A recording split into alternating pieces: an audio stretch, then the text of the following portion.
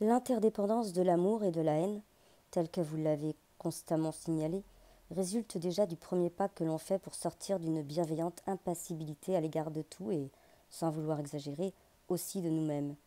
C'est tout à fait improprement que nous employons le terme de haine pour désigner la recherche exclusive de l'intérêt et de l'avantage personnel, quelle que soit la part de rudesse, de brutalité et d'esprit de calcul, quand il n'y a pas d'intrication pulsionnelle avec l'autre, qui constitue l'obstacle, et donc jouissance éprouvée à lui nuire. L'homme qui est, au sens pulsionnel du terme, ne se contente pas dans sa course au but de renverser brutalement l'obstacle sur son chemin, mais il s'attarde auprès de sa victime avec une jouissance cruelle. C'est seulement lorsque la volupté entre en jeu pour faire corps avec le but visé par le moi qu'il y a haine, comme tout homme peut la ressentir parfois. Il ne nous est pas si aisé de prendre conscience de notre haine.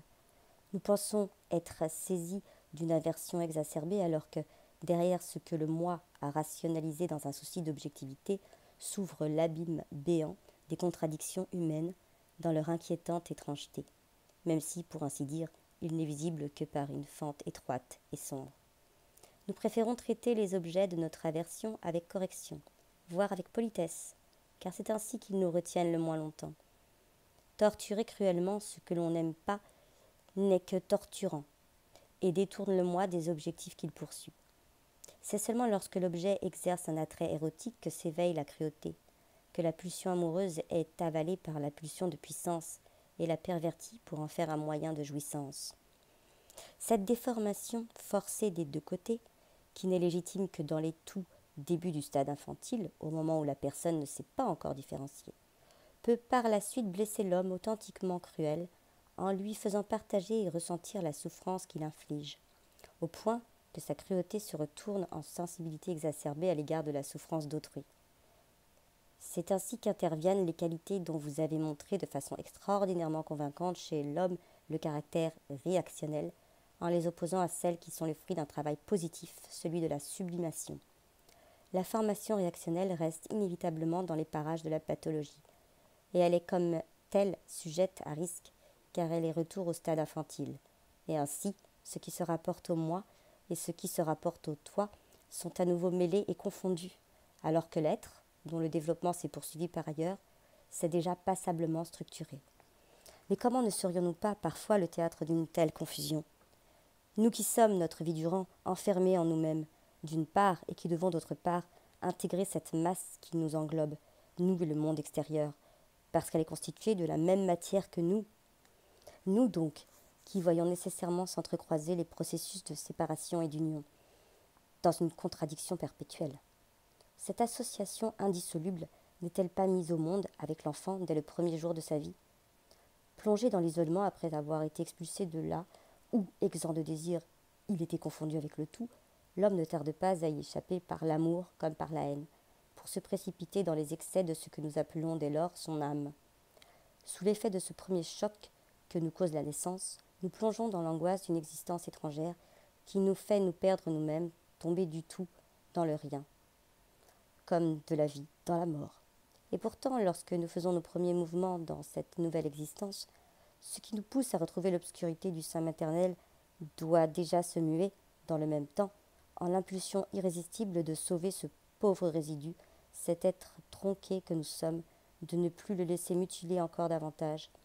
Ainsi, la vie et la mort se trouvent-elles confondues l'une en l'autre et se rencontrent-elles dans ce que vous avez appelé la castration originaire. Nous trouvons déjà dans cet événement premier l'expression d'un vouloir vivre conquis de haute lutte et vers lequel notre corps a été poussé au moment de naître.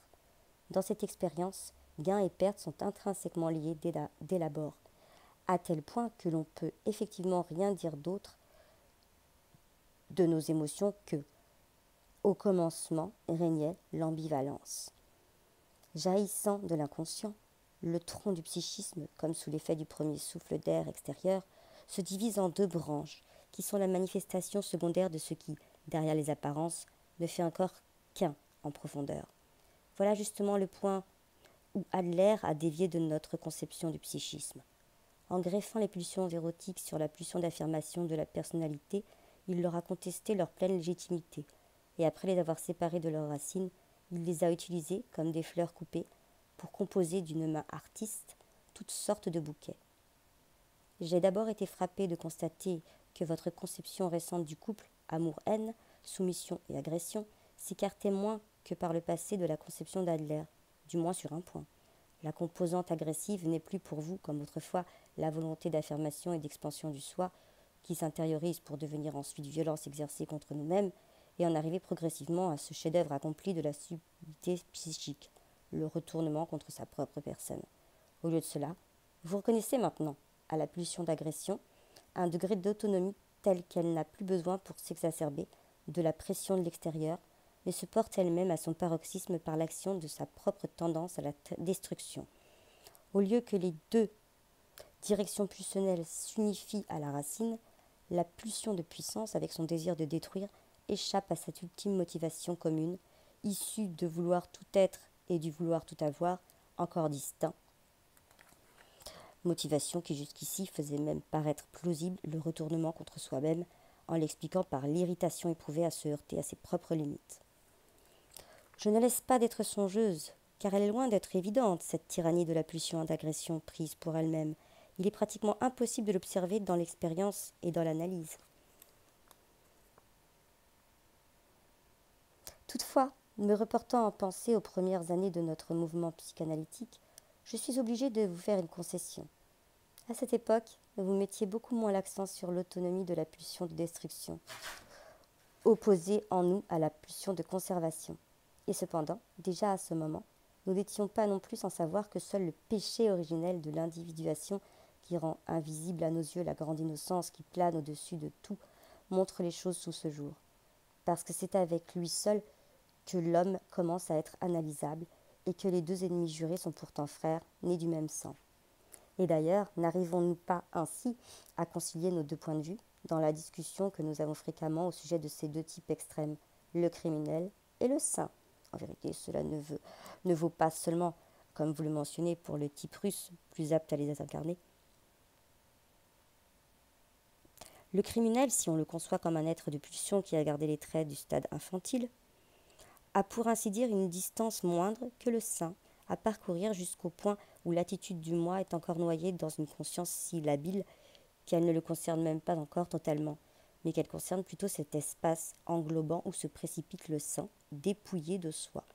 Ainsi, déchargerait-on quelque peu le criminel de sa monstruosité, de son inhumanité, tout comme on ferait descendre le saint de son élévation surhumaine, un peu seulement, car l'écart reste immense.